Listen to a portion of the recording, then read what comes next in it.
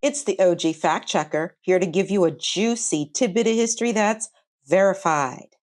November has been an interesting learning experience for me. I love learning something new that I can share with others instead of keeping the info for myself. And I hope my videos on the Navajo Code Talkers and Lori Piastua have shown you the dedication North American Indians have demonstrated for centuries in defense of this country. I came across the subject for this episode as I was researching something else from World War II. I do have one more episode to write to wrap up my celebration of Native American and Alaska Native Heritage Month. My celebration may spill over into December because I really want to cover one more story meant for this month. It's a real cool story and just as inspiring as the others I've told. Once again, I won't focus on one individual. The last time I focused on 450 Navajo men. This time I'll talk about 6 women who were admitted into a special opportunity. They came from various American Indian tribes to represent their home state as they wore a U.S. Coast Guard SPARS uniform. SPARS stands for the Coast Guard's motto, Semper Paratus, always ready, and was one of the 6 all-women military branches established during World War II that led to women being allowed to serve permanently. These 6 SPARS came from the Cherokee, Oto, and Choctaw tribes and proved they were indeed Semper Paratus. What state did these women come from? I'll give you a hint. It's a southwestern landlocked state with a complicated history whose nickname is the Sooner State. Did you guess Oklahoma? That nickname is the reason why their unit was named the Sooner Squadron, which is why the title of this episode is The Sooner Rather Than Later Squadron. There is so much to unpack in this episode, so hang tight.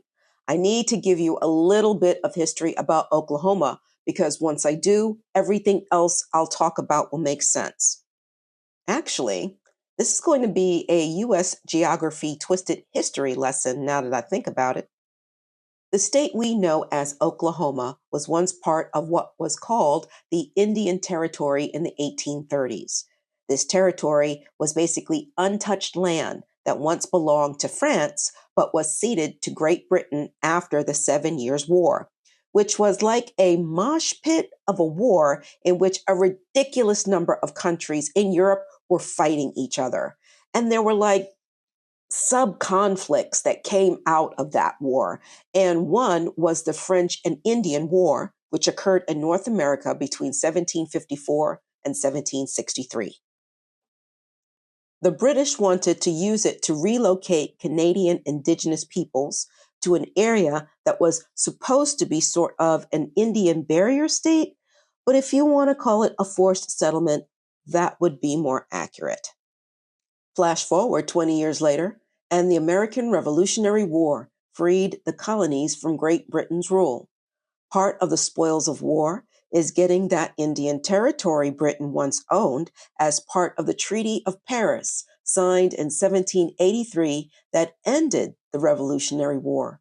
And the new owners, our government, thought the Brits had it right to corral these Indians into one location. And they wanted to keep it that way. The indigenous tribes had a good relationship with the Brits, but not so much with this new government. There were treaties and endless negotiations, but the government was impatient. They wanted these tribes to stop fighting them and stop fighting each other.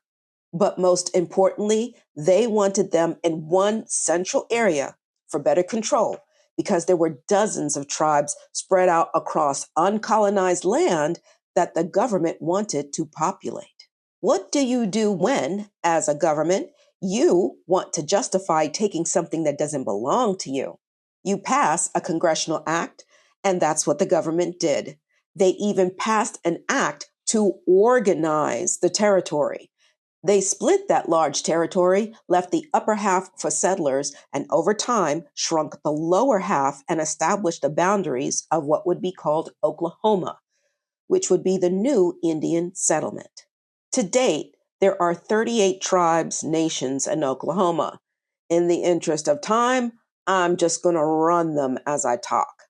The word Oklahoma is a portmanteau of two Choctaw words that everyone thinks is Okla, which means people, and Huma or Hama, which means red. I'm going to segue for a little bit about the name. Before you say Oklahoma obviously means red people, just it's no, it's more complex than that. I found a blog post about this word, and if I'm going to be totally honest, I can't verify it as true because I don't know anything about tribal language. I'm going on blind faith that it's true. If anyone wants to chime in on the accuracy of what I'm about to explain, leave it in the comments below. The blog stated that Okla means more than just people, it means nation. And Huma or Huma in that language is never used to describe people, only things like tanned leather. Words can have multiple meanings, and this is the case for Huma because another definition is a word you would use to bestow as an honor for a person's courage during battle. So Oklahoma really means nation of courage or honor. Getting back to the subject, there were tribes already on that land centuries before, like the Caddo, Osage, Oto, Missouri, and Comanche. But the government added to that population by forcibly relocating the five civilized tribes between the 1830s and 1840s from the Southwest onto that land. You may know this relocation event as the Trail of Tears, the result of the 1830 Indian Removal Act, debated heavily in Congress and supported by President Andrew Jackson. The five tribes consisted of the Cherokee, Chickasaw, Choctaw, Muskogee, Creek, and Seminole. They were called civilized by the Americans because they had adapted Anglo-Saxon ways. These ways included converting to Christianity, following patrilineal lineage, and intermarrying with white people. Okay, so the five tribes, as well as tribes from other regions of North America who were forced off their lands through the Indian Removal Act and succession treaties, like the Apache, Iowa, Miami, Pawnee, Quapaw, and Delaware, settled down in this new territory. But then the Civil War broke out in 1861, and the majority of five tribes supported the Confederacy. Why? We'll get to that in a minute. When the Civil War ended in 1865, the five tribes were called traitors for aiding the Confederacy, even though not all the tribes participated. Treaties negotiated with the government wound up stripping the tribes of their lands to be sold to the highest bidder, hitting them with fines, and telling the tribes, you gotta free your slaves and give them tribal rights. And from here on in, we're going to be one big happy family of cooperation. Did you catch the part when I said the government, our government, ordered the five tribes to free their slaves? Yeah, I had to jump down that rabbit hole for obvious reasons. And oh my days, that rabbit hole was deeper than I thought. What's about to come next, I'll preface by saying history was never meant to be pretty. It can be very ugly. One of those ugly things is that the five tribes owned Black slaves, who they took with them on the Trail of Tears, about 10,000 by the start of the Civil War. As you know, history is never black or white, but shades of gray. There's a lot of gray area here. I'd love to fully explore that gray area in this episode and talk about Spanish rule of Florida and the Black Seminoles, but I want to focus on the Sooner Squadron. I will say this. Before European contact, American Indians did own slaves, but it was more like, hey, we captured you now, so we kind of own you and we're going to put you to work. These captives, the majority runaway African slaves, would be used for a variety of needs, such as replacing a dead wife for sex or agricultural labor. The difference between being a captive versus being a slave is that a captive could gain status in the tribe through adoption, sexual relationships, or military service. Plus, they were protected from the whites. Then the British came along, and they couldn't mind their damn business. To make peace, the Brits said to the tribes, "Hey, bruv, here's some black slaves for you. Instead of adding them to your numbers, work them on the plantation and sell those cotton crops and whatnot to us. Or you can slave trade for big dosh." And the tribes were like, "For real? No lie?" And the Brits were like, "Yeah, bruv, give it a go. We've had blinding success." Best of British to you. So the five tribes tried it, they liked it, and they did it for over a century. By the time they reached the Indian Territory in 1860, the Cherokee owned 2,511 slaves, 15% of their population. The Choctaw owned 2,349 slaves, 14% of their population. The Creek owned 1,532 slaves, 10% of their population, and the Chickasaw owned 975 slaves, which appears to be a low number, but it was 18% of their population and the equivalent to what a white slave owner in Tennessee would have. An ugly fact is the five civilized tribes were deeply committed to slavery, established their own racialized black codes, immediately reestablished slavery when they arrived in Indian Territory, rebuilt their nations with slave labor, crushed slave rebellions, and enthusiastically sided with the Confederacy in the Civil War. When the Civil War broke out, the tribes were divided in their loyalty between the Union and the Confederacy. Some of the tribes and slaves escaped to Kansas in 1861, while both sides of the war ravaged their abandoned land. Most of the members of the five tribes signed agreements with the Confederacy to provide resources for the war. Now you understand why the five tribes supported the Confederacy. They wanted to keep their slaves. This is what happens when you assimilate to gain higher status and favor with the oppressors at the expense of others. You forget about the enslavement of your own people and mimic oppressor behavior, thinking somehow they'll respect you and your right to live on your land. Adding to the complication of slave ownership was how the five tribes complied with the treaties that demanded they free their slaves after the war. The tribes were initially reluctant to admit slaves as members because that meant sharing land rights and the profits from any sales. The Seminole and the Northern and Southern Creek did the right thing, though.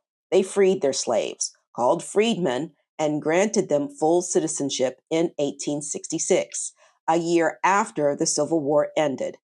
Both tribes had intermarried with African slaves from the time they were in Florida.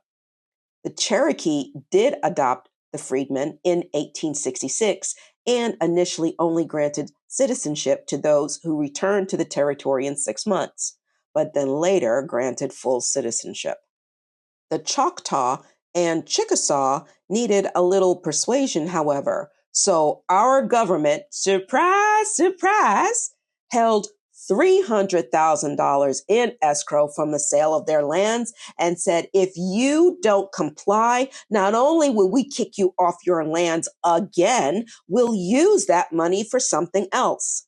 The Choctaw granted Blacks citizenship 17 years later after the Civil War in 1883, but the Chickasaw never did. Ain't that some shit? If you're thinking everything was hunky-dory after that, think again. The Cherokee and Creek freedmen had to fight the government to get the profits from the land sales, which they eventually won.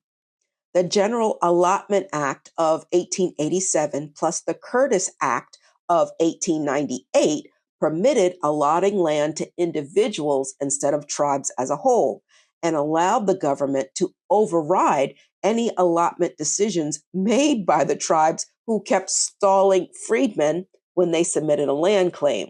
On top of all that, The enrollment process to get land was a bureaucratic nightmare because they had to prove their tribal citizenship.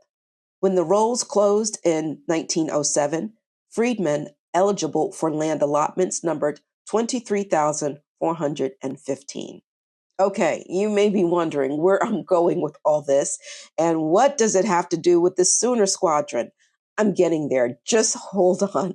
All right, so you know that the five civilized tribes in Oklahoma were punished for supporting the Confederacy during the Civil War. Their land was taken from them and declared public land and was set up to be sold to the highest bidder. That land was now called unassigned land, and Congress amended a bill that gave President Benjamin Harrison permission in March 1889 to declare that land open for settlement. 2 million acres of delectable parcels were now available, and under the Homestead Act of 1862, anybody and their mother could come to the Oklahoma district and claim up to 160 acres. If they improved the land over 5 years, they could get a title to what was considered the best public land in the country. This is how the land rush of 1889 came about. 50,000 people showed up. Black and white women, married, single, and widowed, pulled up to the spot.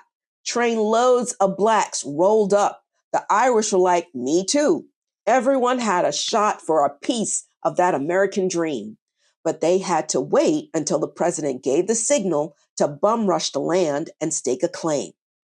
To keep order, there was a section in the Indian Appropriation Act that stated no one could slide in before the event, and those who did would lose their claim.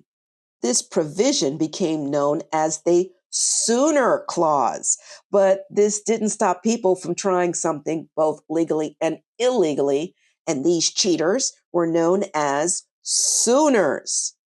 Many of the blacks who were part of the land rush would use those lands to set up all black towns, and by 1900, over 20,000 blacks lived in Oklahoma.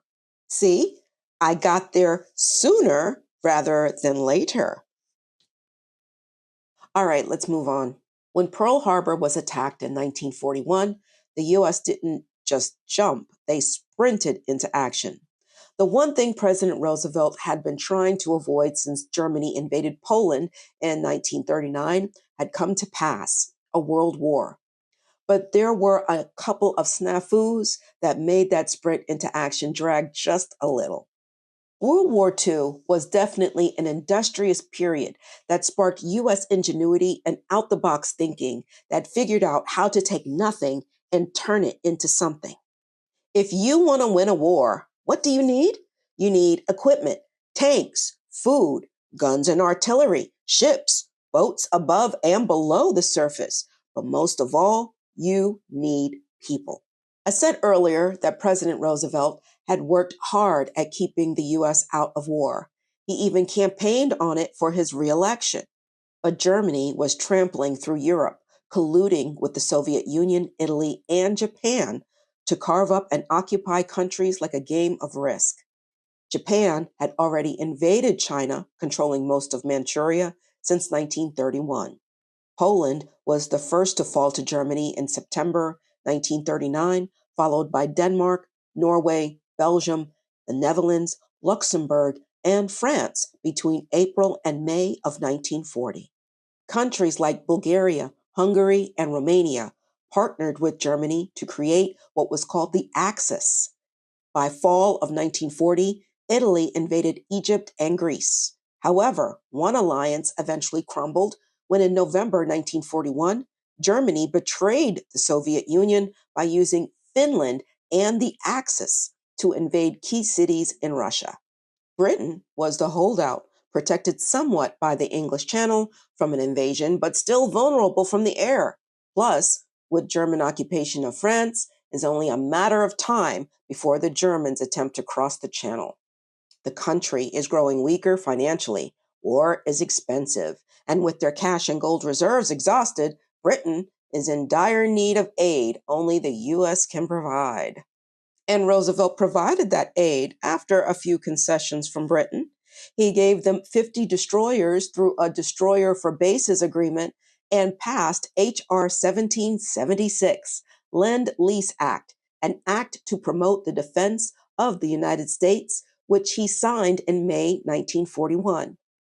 This act permitted the lending of supplies to Britain, and payment would take the form of certain considerations to occur post war in lieu of cash.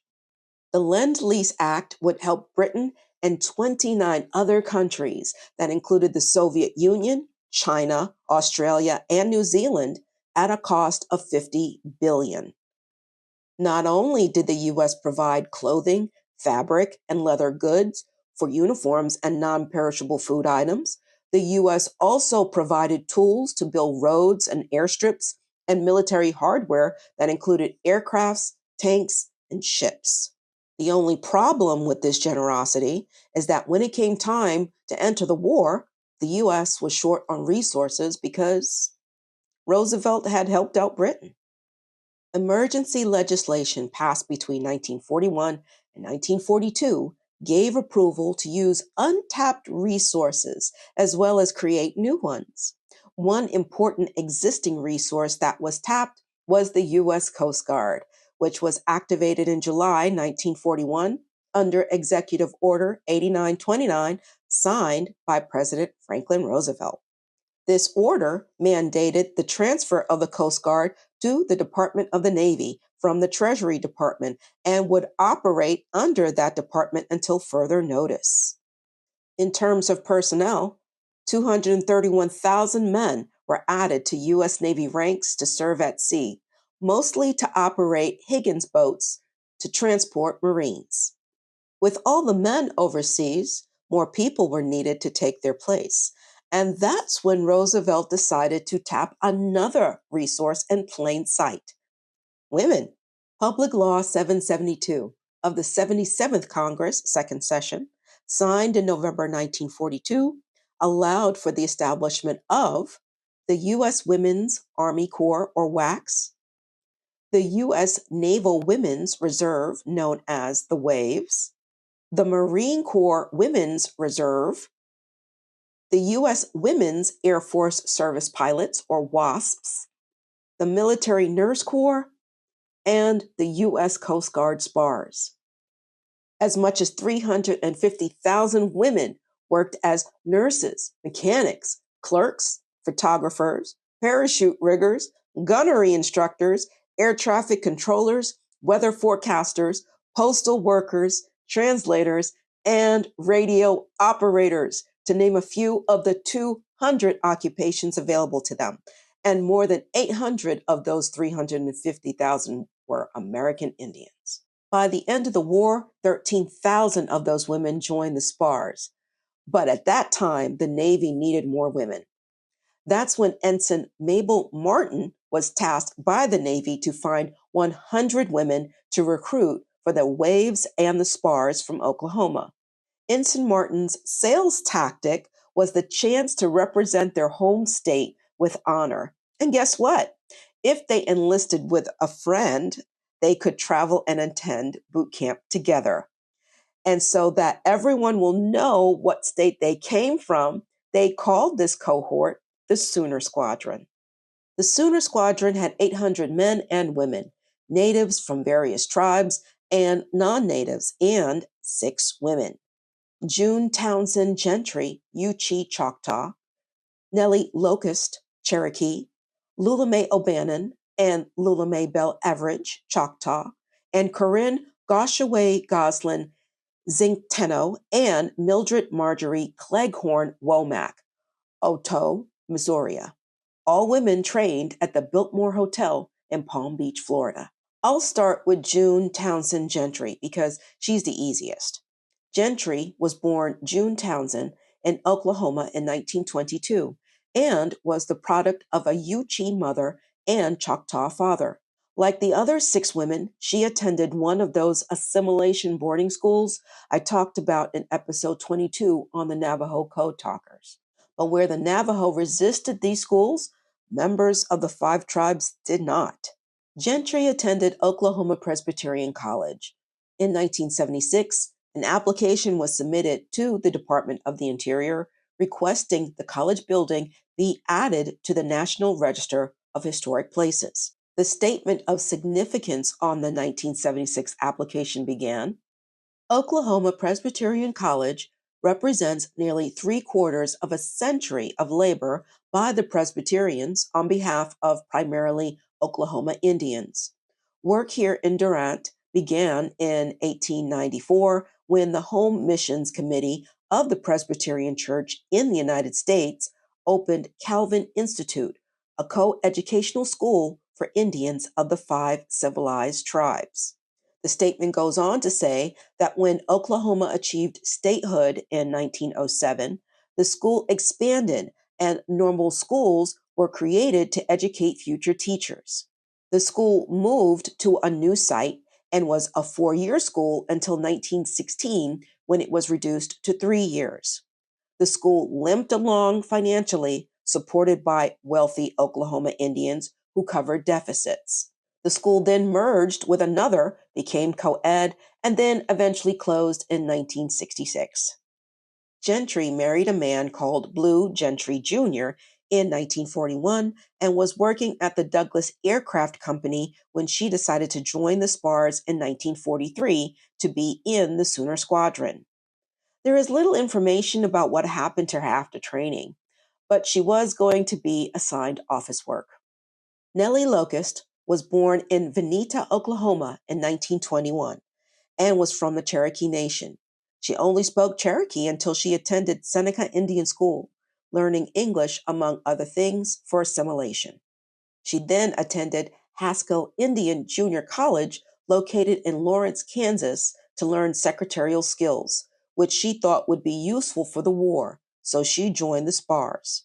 Locust came from a family of those who served in the military. Her maternal grandfather fought with the Union during the Civil War, and her brother had enlisted in World War II. Locust was proud of her Cherokee heritage and pushed back on stereotypes of her in the newspapers when reporters characterized her as a Cherokee princess. When she went on a blind date with a fellow soldier from the Kiowa tribe, it was covered by at least 6 newspapers. Her first duty station was Fort Pierce, Florida, at the Vessel Repair Base, before transferring to the Coast Guard Identification Office in the DuPont building in Miami. She died after the end of World War II in 1947 after an unspecified illness. She was 26 years old. Lula Mae O'Bannon and Lula Bell Everidge were born in Hugo and Wilson, Oklahoma, respectively, in 1918, and were from the Choctaw tribe. Both went to the Goodland Indian School for Assimilation, a boarding school supported by the Choctaw as a place for a good education, and Southeastern Oklahoma College for a teaching degree. They taught at Goodland until the start of World War II. Taking advantage of the opportunity to join and train together, they enlisted, and the two, described as 2 peas in a pod, were transferred to their first duty station in Philadelphia, Pennsylvania as typists. The women impressed their superior officer, who recommended them for officer training at the Coast Guard Academy in New London, Connecticut, but I don't see anything to suggest that they were commissioned as officers. She married an Army sergeant, an artist named Vincent Mazalewski, who she met in Hawaii, and after the war, they settled in New Jersey. O'Bannon earned a master's degree using her GI Bill and became a kindergarten teacher. For a 1950 census, she identified as white and never once mentioned her Choctaw heritage. She died in 2009 at 91 years old. Everidge was transferred to Boston to oversee testing for sailors entering service school, but transferred back to Philadelphia to support the district engineer. Here is where she met her husband, a sailor, George Shin, a descendant of Armenian immigrants who escaped their country's genocide. The two settled in Massachusetts, and she used her GI Bill to obtain a master's in teaching.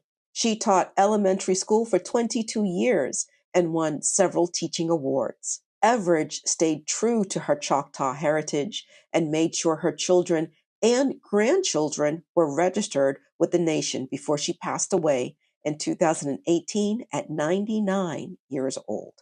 Cousins Corinne Goshaway Goslin Zichteno, born in 1920, and Mildred Marjorie Cleghorn Womack, born in 1922, were born in Hugo and Pawnee, Oklahoma, respectively, and were from the Oto Missouri tribe. But Cleghorn also had Sax and Fox lineage. Goslin attended Pawnee boarding school, whereas Cleghorn attended Burbank High School, a school on the Osage Reservation. Both joined the Spars and went through training together, but they were separated after that. Cleghorn transferred to Coast Guard headquarters in Washington, D.C., and Goslin transferred to Tampa, Florida, to work in the radio and communications office. Cleghorn married Claude Womack from the same tribe in 1943, but the pair eventually divorced after World War II ended, and she later remarried. She was active in Oto tribal and veteran matters. She died in 2013 at 90 years old. Goslin and her family actively supported American Indian service members, creating the Oto chapter of War Mothers, still active today. She remarried when World War II ended, another American Indian and Coast Guard veteran from the Prairie Band Potawatomi tribe named Joseph LaRue Zinkteno. They worked at the Bureau of Indian Affairs as counselors for different education projects. Goslin died in 1999 at 79 years old.